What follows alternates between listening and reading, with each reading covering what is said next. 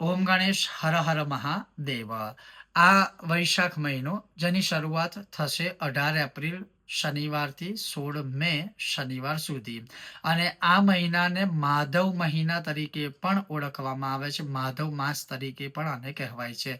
એટલે કોઈ પણ મનુષ્ય જો આ મહિનામાં ભગવાનના આ નામનું સ્મરણ કરશે, માધવ માધવ માધવ માધવ, અથવા તો જે કોઈ પણ મનુષ્ય ઓમ માધવાય નમઃ આ મંત્ર સ્વરૂપે પણ જો રુદ્રાક્ષ કે તુલસીજીની માળાથી યથાશક્તિ કોઈ પણ સમય આખા વૈશાખ મહિનામાં મંત્ર જાપ કરશે તો એ મુક્તિ પદના મોક્ષ પદના ભાગી બની જશે, અને બ્રહ્મા વિષ્ણુ અને મહેશ ત્રણેય દેવતાઓની એ કૃપાને પ્રાપ્ત કરશે જો કોઈ મનુષ્ય આ માધવ માસમાં માધવ નામનું સ્મરણ કરશે.